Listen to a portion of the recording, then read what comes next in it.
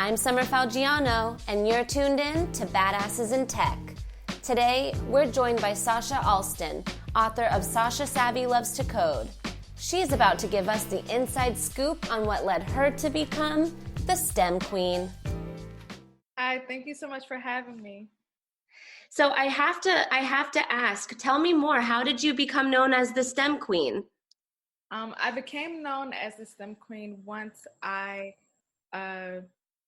created a Kickstarter to publish my children's book, which is called Sasha Savvy Loves to Code. And at that point, when I was in the process of publishing it, I had 6 internships already. And so that's where I kind of got the name, the STEM Queen from. Very cool. And so tell us a little bit more about your background in STEM. How did you get involved? Okay, so I attended a STEM-based high school called McKinley Technology High School, where my track was technology. And so although I took coding classes, I wasn't really interested in them while I was at the school, even though I did well in them, until I had my first internship. And so in 11th grade, I had an internship at Microsoft where we basically were put into teams to create gaming apps. So there was a marketing manager, which was me, project manager, and 2 gaming developers. And so that just really showed me like what you can really do with technology and how you don't necessarily have to be a true coder to be in technology. Like I was the marketing manager who did the social media, website, blog posts. Like I just did all those things. And that kind of showed me that there's other avenues that you can take in the tech industry. That's very, I could totally agree. Can you tell us a little bit more? You mentioned, you took the coding classes, you weren't really feeling it. What do you think sparked that initial joy, or how did you kind of overcome that feeling of like, oh, I don't know if this is for me? I think because when we took the coding classes, I'm not sure what experience my teachers had, but they didn't really go into what you can do with coding. It was just kind of like teaching us it. And we're like, okay, like, like, how does this relate to the real world? And so I just feel like having that internship and seeing that you can create gaming apps and like coding is used for a lot of, the things that we do every day, that kind of like made me more interested in it. Mm-hmm. What would you say is like the number one thing that you were just the most surprised about when you actually started learning how STEM applies to the real world? As far as STEM in general, I don't remember exactly how it is involved in STEM, but when I looked at the type of things that involve STEM, they even said like, creating the elevator. And I just was like, I didn't even think that like literally everything that we do involves STEM in some type of way. Right. What's your definition of STEM? I'm curious. Well, the basic thing is science, technology, engineering, and math. But I would just say being able to be creative and create whatever that you want, I guess. Yeah. It almost sounds like you can do just about anything in that field. Absolutely. Right. And tell us a little bit more about your book, Sasha Savvy Loves to Code. I love that. So, thank you. So I started the process of writing the book, Sasha Savvy Loves to Code, my senior year in high school, literally around April. So like I came up with the idea, but I wasn't as focused because I had prom coming up, graduation, all those things. And then I was about to go to college. So it took me about 2 years to actually finish writing the book, getting editors and all those things. And so I received a few rejections when I tried to reach out to publishers and agents to help me with the book. And so that's why I came up with the idea to just create a Kickstarter. And so I created a Kickstarter campaign January 2017, and my goal was $5,000. And surprisingly, I reached that goal in 4 days, which I didn't expect. I kind of figured that I would reach the goal in 45 days just because I have very supportive friends and family, but not that quickly. And so by the end of the campaign, I raised $17,600. And so that really showed me that it's very important to teach everyone what coding is and really explain to them what you can do with it, because a lot of people are talking about coding, but a lot of people don't really understand what it is. So I felt like writing that book would really be able to explain it, because, you know, even though it's from ages 7 to 10, adults are reading it who just want to understand the basics of coding for their children. So it's just like it's an important book for everyone to understand the basic things about coding. Mm-hmm. That's awesome. And I can't believe that you started doing that, like you said, in high school with prom and worrying about college applications.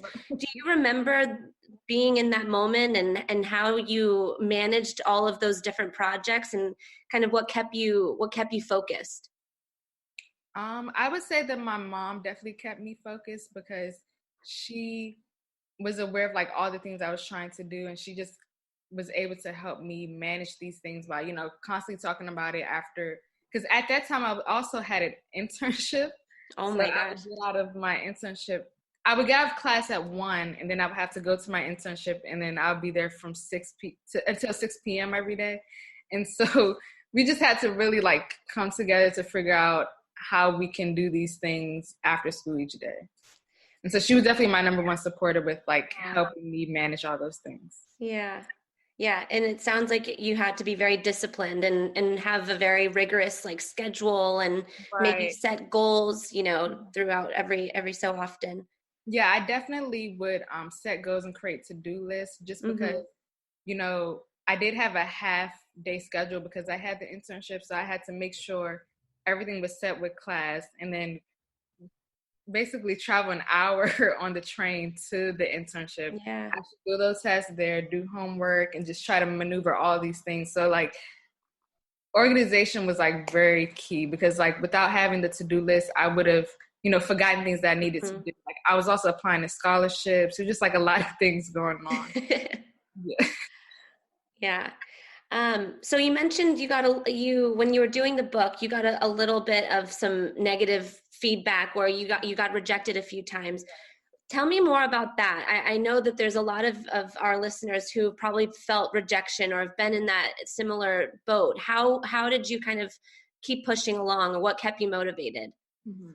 Okay, so when you are trying to publish a book, you reach out to agents with a Mm-hmm. career letter, basically explaining what the book is, with your Mm-hmm. background, all those things.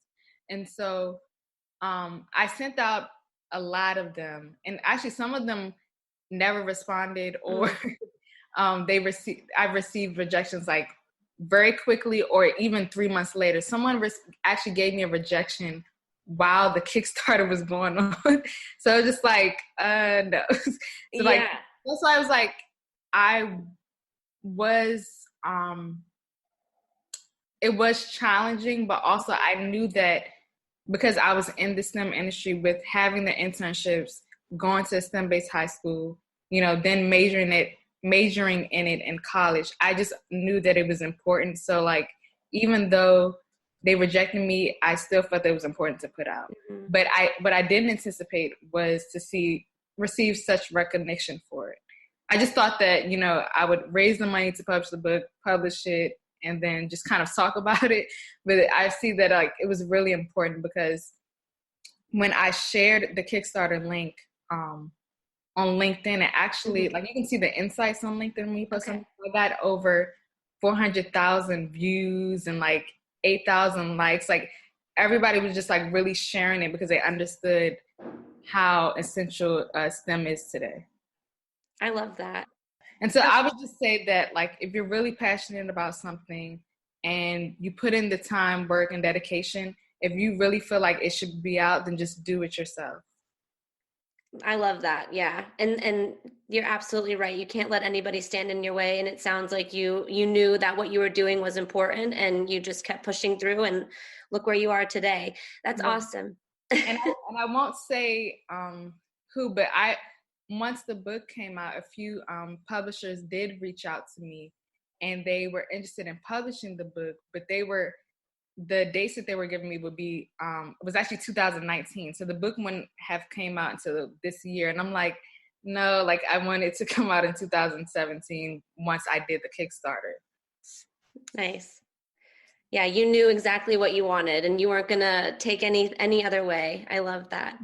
What other recognition have you received from the book? I know we talked earlier, you're still in school. You received a 30 under 30 award, if I remember correctly.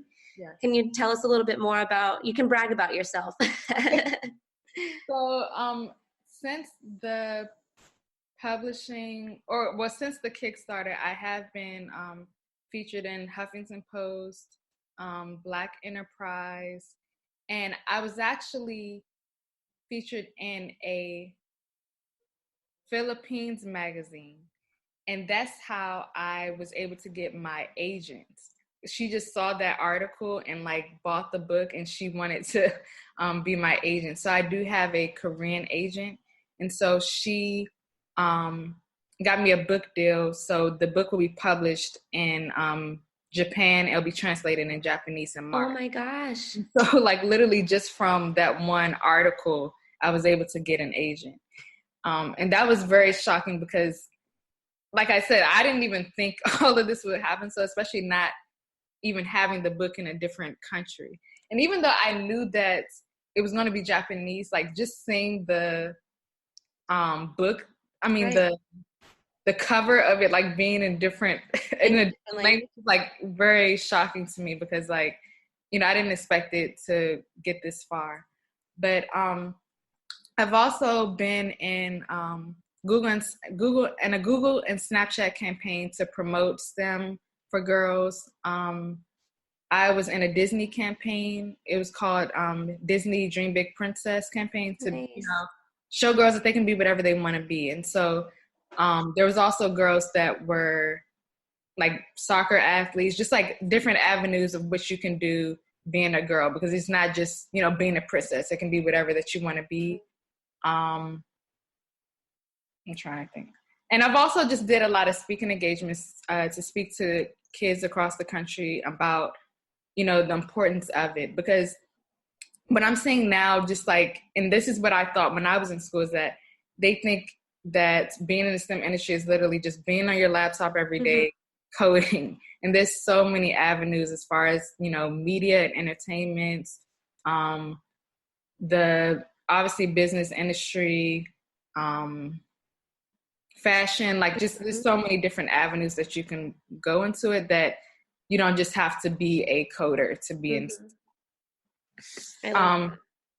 But I would say through one of my trips, I was given the Arkansas Traveler Award, and it's basically an honorary title. And I didn't really understand what it was, but when I looked at it, I saw that like Muhammad Ali and other celebrities received it, and I'm like, why am I like? It's just still shocking to me that I'm getting different awards because I just didn't anticipate it. And also, just recently, I was awarded the 22 under 22 most aspiring college women by her campaign. And so just a lot of different things have been coming out of just me publishing this book.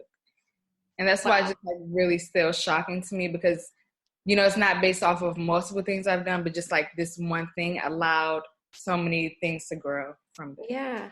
And you can tell that what you're doing is important just by all of those recognitions. And I'm sure this isn't the end of the road for you. I'm sure there's much more to come. Yes. So do you want to tell us a little bit more about it? Do you have a second book in the making or? Yes. So I plan to publish the second book this year. It took me a little long again because like all the things that I was doing, but also I wasn't really clear on how the second book was going to be, but now I'm like very clear on it. So I do plan on publishing it this year. Also, I launched the STEM Queen Academy, and it's to inspire and inform girls, to pursue STEM. And it just kind of goes into the things that I teach, the things that I explain at the different schools and conferences that I've spoken at.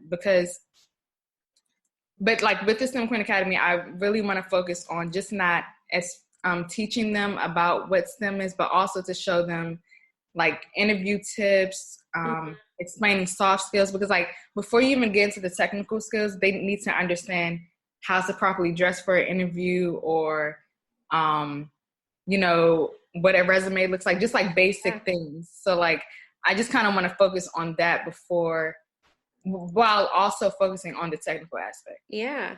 You're almost doing like a professional development. Right. And so I do want it to be basically I want to develop an actual curriculum for it. So like it can be used at other workshops where I don't necessarily have to be there. Right. But obviously in the beginning, I'm going to have to be like very involved, because I want to have it start out in DC and kind of branch out. But eventually I want to get to a point where like people can, you know, just teach this curriculum to girls. Yeah. Do you remember when you were, you know, maybe in middle school, was this something that you thought you were going to do? Could you see yourself in where you are now? Not at all. Because when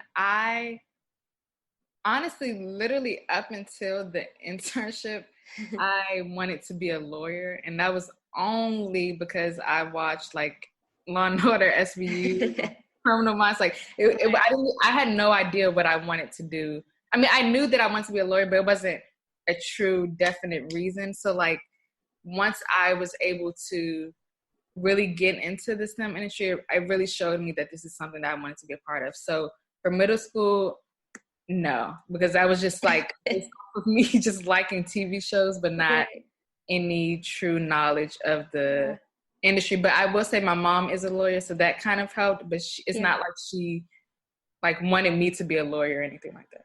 Right. Out of all of what we just covered, what would you say is your proudest accomplishment? I would say my proudest accomplishment would be being in, because I was in Huffington Post twice. One for them to explain, you know, who I am and about the Kickstarter. Mm-hmm. The second one was an article that said, I want to say it was like the 5 most inspiring women in STEM right now, or something like that.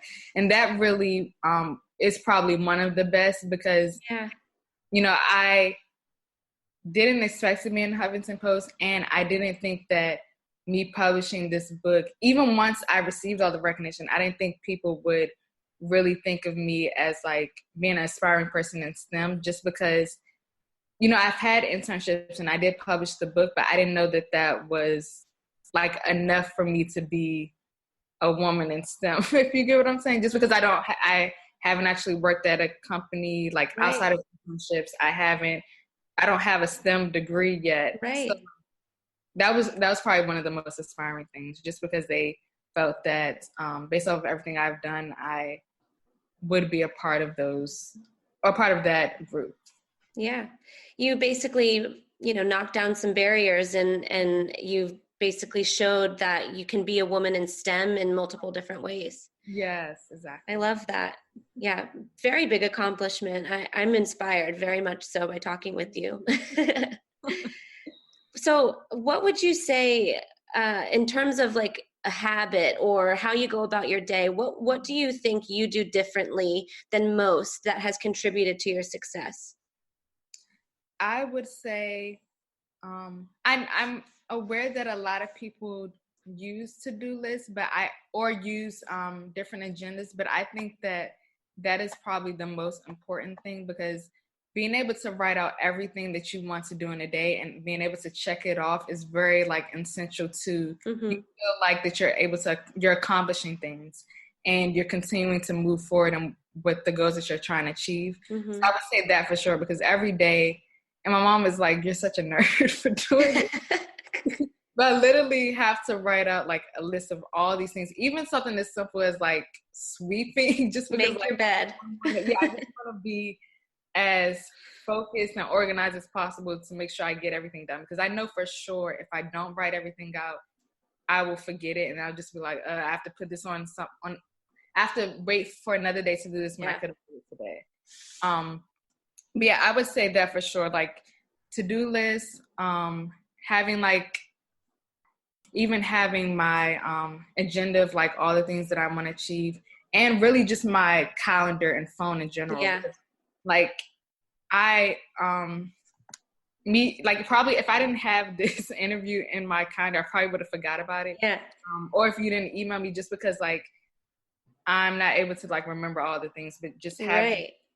you know, my calendar and all these things set, I'm always able to like be on time and be on point with things. Yeah. Well, that's a good tip. I keep to-do lists too, so maybe I'll be able to follow your shoes one day. I live by calendars and to-do lists. Yes. Well, cool. So, are you in your last year at Pace? Yes, I'm in my last year at Pace. I won't be graduating in May, but in December. In December. And what are your plans? What are the next couple of years looking like for you? So I do want to, because I only had a STEM Queen Academy event just to get feedback from girls about, you know, how they felt about the event. And what I will say is that even though they were at STEM-based high schools, they knew nothing they knew nothing of what I was talking about. Like when I even asked the question, like, you know, who can tell me what coding is? Nobody raised their hands. So it's like, if they're at a STEM school and they don't understand it, like I really have to like fully develop this so it can be explained to everyone. So I do want to kind of have the STEM Queen Academy as an LLC. And I want to work for, I'm not sure if I want to do education technology, just because, you know, I've been really into, you know, providing knowledge and resources to youth, or like media and entertainment. Because like I kind of like that concept of like being in an industry where like, you know, my client can be Lyft or like something like, you know, things that I use now. So I'm thinking of either one of those two industries. Yeah. And maybe you can figure out a way to combine the two. Right. Yeah, I think that's definitely possible as well. Yeah. But I do want to come back to Washington, D.C. to work, and then I'll probably like figure out where I want to be a few years later. And when is your next academy, or how do you guys do that at different schools in the DC area? Do you do it all over the nation? So first the first event I started it at my old high school. I actually received a $2,500 grant to do the pilot events for the STEM Queen Academy. And they said I had 3 months to have the entire event ready. So the easiest option was to use the students from the school that I'm already connected to. Yeah. But in the future, I do want to have it able for all like DC high school students, well, high school girls. Right. And so I'm thinking that the next event will be in the summer, just because I saw that my spring break is not the same spring break as theirs. So it'll be kind of like difficult, but I do want to have it in the summer where it's a weekly session versus just like daily. Yeah. Just so that I can really like flush out everything that they need to know. Almost like a boot camp or something. Yeah. Right. Because like even with that, the daily event, it was important just to hit like basic skills as far as teamwork, like where all the girls were able to come into a team and, you know, they had to choose a solution that they want, a problem that they wanted to solve in their community. They had to provide a solution. And so they, you know, had a slogan, they wrote out, you know, they basically were able to pitch it to me, like, and I said to them like, what is it, Shark Tank? Yeah. I showed them a Shark Tank episode. Of like, this is what you're gonna do, and we had it was 4 of us that basically, you know, listened to them and was able to choose someone. And so just like really honing in on soft skills, but also technical skills at the same time. Because what I've seen in like a lot of articles is that they have the technical skills, but they're not able to communicate in an email, or, you know, they just don't know how to act in an office setting. And it makes sense because, you know, especially with my school and some schools in DC, they provide internships in 11th and 12th grade. And so it's like they need to be able to, you know, prepare for these internships early. before they actually start, so there won't be like any conflict or issues. Yeah, no, that's super important. Definitely. Yeah. Cool, Sasha, it's been really good talking with you. And like I said earlier, I think what you're doing is amazing. Thanks for listening to today's episode. To hear more, check out our website, badassesintech.com, and join our community. We're also on Apple Podcasts, Spotify, and SoundCloud. So follow us and tune in next week. That about sums it up. I'm Summer Falgiano, and this is Badasses in Tech.